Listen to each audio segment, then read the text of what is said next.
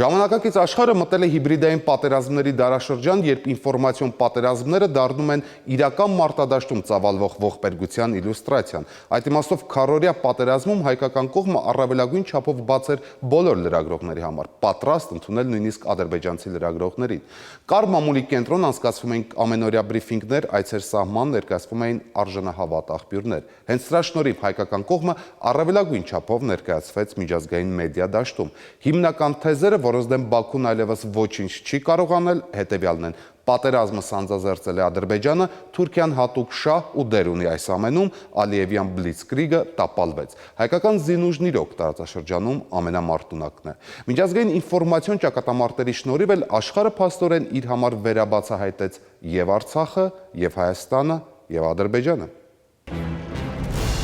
Ստեփանակերտում միաժամանակ ու այդքան շատ արտասահմանցի լրագրողներ չէին եղել։ BBC-ից Al Jazeera, իտալական Rai News-ից չինական CCTV, գրեթե բոլոր հեղինակավոր լրատվամիջոցները թղթակիցներ ունեին Արցախում։ Ստեփանակերտում օպերատիվ գործում էր տեղեկատվական շտաբը։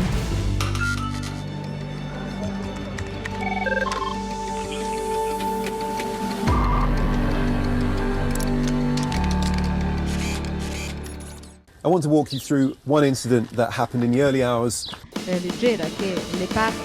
Նրանք տեսան ու ցույց տվեցին այն իրականությունը, որը խեղաթյուրում է Բաքվի պրոպագանդան։ 4 օր շարունակ հենց Արցախով ու Արցախից էին սկսվում միջազգային գրեթե բոլոր լրատվամիջոցների լուրերը։ Ситуация в Нагорном Карабахе. Armenia and Azerbaijan, Nagorno-Karabakh region. Արաբական աշխարհի շուրջօրյա լրատվականի թղթակիցը Թալիշի ու Մարտունու հրետակոծումների հետևանքների մասին է պատմում։ BBC-ի լրագրողը վերածննդի հրապարակում է կամավորների միասնության ու Արցախի երիտասարդության մասին է նրա ռեպորտաժը։ We're at an Armenian artillery position, not far from the front lines. Ուկրաինա, Սիրիա, Մուրադ Գադիևի ռազմական լրագրության քարտեզում հիմա նաև Արցախն է։ Russia Today-ի լրագրողի աշխատանքային պրակտիկայում դաժանության ու վտանգի պակաս չկա, բայց Արցախյան առաջնագծում Մուրադն այլ խնդիրների հանդիպեց։ Ազատ խոսքին խոչընդոտող միակ միջադեպը ոչխարների հոտն էր, որ հայտնվեց Հադրութ տանող ճանապարհին։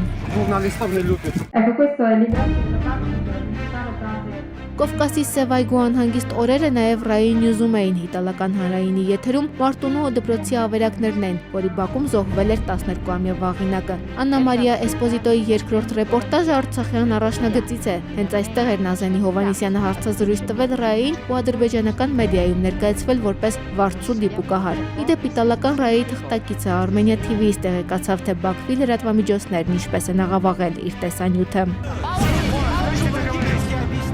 Ադրբեջանական ագրեսիան իրադարձային ռեպորտաժներից բացի նաև միջազգային հեռուստաեթերում տաղավարային բանավեճերի թեմա էր։ Ռուսական թոք-շոուներում քաղաքագետների համար պարզ էր ով է նախահարձակ կողմը, ումն է Արցախը եւ ինչու այն երբեք չի լինի ադրբեջանական։ Каждый, кто считает, что армяне на этой земле появились недавно, Յուրաքանչյուրը ով մտածում է հայերը այդ հողերին նոր են հայտնվել, թող իրենց չզրկեն հաճույքից եւ մեկնեն այդ հիասքանչ երկիրը, հիանան լեռներով։ Բավական է տեսնեն Գանձասարն ու ամեն ինչ պարզ կդառնա։ Армянская армия и Armenian KR это Հայաստանի զինուժը եւ Արցախի պաշտպանության բանակը հետխորհրդային տարածաշրջանում լավագույնն են, լավ պատրաստված են եւ ունեն կազմակերպված ստրուկտուրա։ Al Jazeera-ի տաղավարում փորձագիտական քննարկմանը տեսակապով մասնակցում են Լոնդոնի, Վաշինգտոնի ու Մոսկվայի վերլուծաբանները։ Ալիևի ռեժիմը վերջին տասնամյակում իշխանությունը պահում է կոռուպցիայի բռնաճնշումների հաշվին։ Այս լարվածությունը պետք էր Ալիևին։ Այս կերպ ներքին լսարանին փորձեց ցույց տալ, որ Ադրբեջանն ավելի լուրջ խնդիրներ ունի, քան երկրի տնտեսական ճգնաժամը։ Ալիևի կլանն ու պանամական օֆշորում գրանցված փողերը նաև CNN-ի դիտակետում էին։ Պաշտոնական Բաքվի տեսակետը շարադրող Ադրբեջանի արտգործնախարարի խոսքն ընդհատելով կտրուկ հնչում է մեկնաբանի անակնկալ հարցը։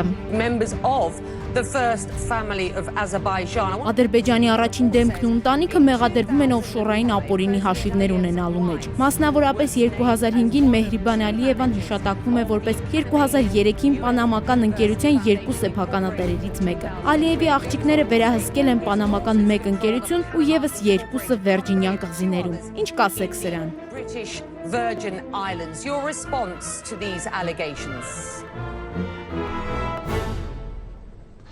I have no any information about Ճիշտն ասած ոչ մի տեղեկություն չունեմ։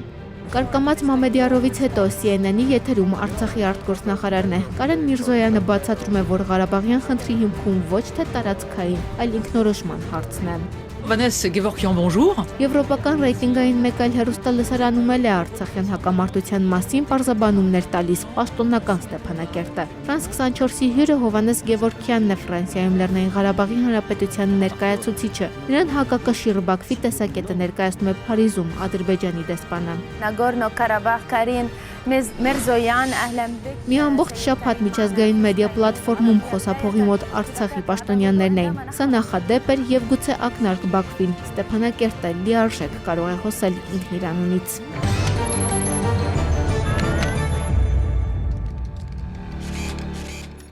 Արցախյան դիմադրությունը դառնում է ոչ միայն հզոր ռազմական ուժի, այլև աշխարհընկալման անսպասելի օրինակ պոստմոդեռնիստական աշխարհում, որտեղ ժողովուրդը ժողովուրդ չէ եւ պետությունը պետություն չէ, որտեղ խաղաղ պայմաններում մարդու իդեալը սպառողն է, իսկ ծանր պայմաններում փախստական է։ Հենց այդ պատճառով աշխարհն ապշահար հետևում է, թե ինչպես են ժպտացող հայ տղամարդիկ կռվի գնում իրենց եղբայրների, հողի եւ դպրոցի ճանապարհին ընկած այն տղայի համար, որին սպանել է ինչ-որ տխմար հրետանավոր։ Այս գրառման հեղինակը հայտնի ռուս բլոգեր ազատ լրագրող Դենիս Դվորնիկովն է։ Նրա հստակ ու տիպուկ ձևակերպման իմաստը կարմիր թելի պես անցնում էր նաև արտասահմանցի բոլոր այն լրագրողների նյութերով, որոնք ապրիլյան առաջին շաբաթը Լեռնային Ղարաբաղում էին։ Միջազգային մեդիան առաջին անգամ տեսնում ու փաստում էր մի բան, ինչը սթափեցնում է նույնիսկ սթափ դատողությամբ հայտնի աշխարհին։ Անի Հակոբյան, Բանաձև։